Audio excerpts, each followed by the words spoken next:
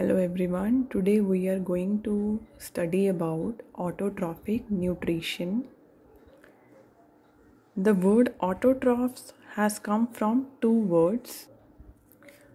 Autotrophs, autotrophs. Auto means self and trophs means nourishment. The mode of nutrition in which organisms make their own food from simple substances is called as the autotrophic nutrition. So the organism, for example, green plants that adapt to an autotrophic mode of nutrition, they are also known as autotrophs. Now green plants, as they are autotrophs, green plants, they prepare their own food. We have discussed in the previous classes also. The process by which green plants prepare their own food is called as the photosynthesis.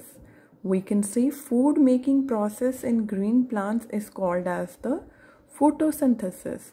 The word photosynthesis consists of two words. Photo meaning is light and synthesis meaning is combine.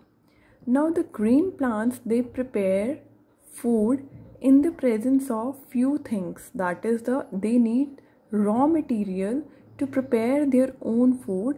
That raw material is carbon dioxide, water minerals, chlorophyll and sunlight. By the help of photosynthesis, plants convert solar energy into chemical energy and store it in different parts like fruits, stems, seeds and roots. About heterotrophs we studied in the previous lecture, as they eat these parts as food to get energy. So we can also say the energy of the sun transferred to all living beings. And sun is the ultimate source of energy for everyone, for all living organisms. Now we will discuss the components required for photosynthesis in detail one by one.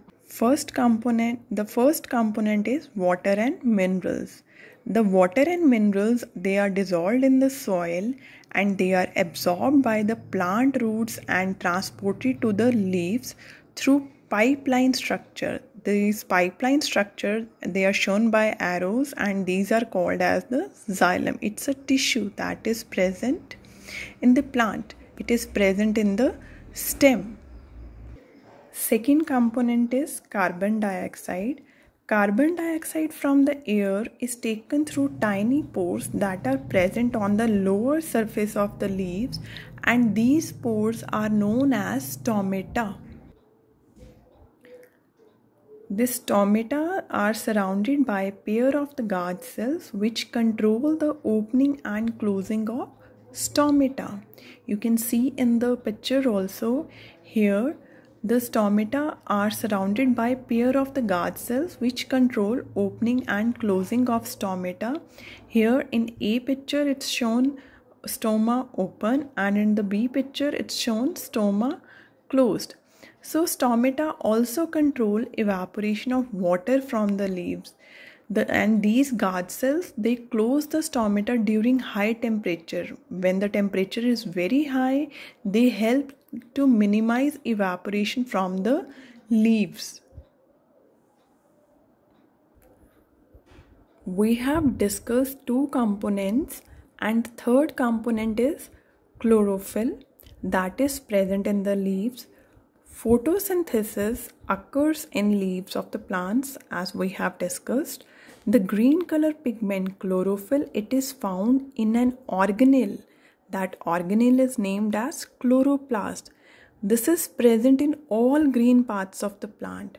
Basically, this is a site for photosynthesis. Now, the function of chlorophyll is to trap the sunlight and it will change into the chemical energy during the photosynthesis. This chemical energy produced is obtained as glucose and stored in the form of starch in different parts of plant. Here you can easily see the picture of the chloroplast. Next component is sunlight. The use of energy from sunlight by plants for photosynthesis is the base of life on earth. We all need sunlight to exist. So, chlorophyll, which is present in the leaves, absorb the sunlight to make food. As it traps the sunlight, so it is chlorophyll which is present in the leaves absorb the sunlight to make food. So these are the four components which are present, which are required for the photosynthesis process. So today we have discussed about the autotrophic nutrition. In that we have firstly discussed about autotrophs, and the example of autotrophs are the green plants. And green plants, they prepare their food with the help of photosynthesis. Then what are the basic components for the photosynthesis process? We have discussed all these components or raw materials one by one, that is carbon dioxide, water minerals, chlorophyll, sunlight.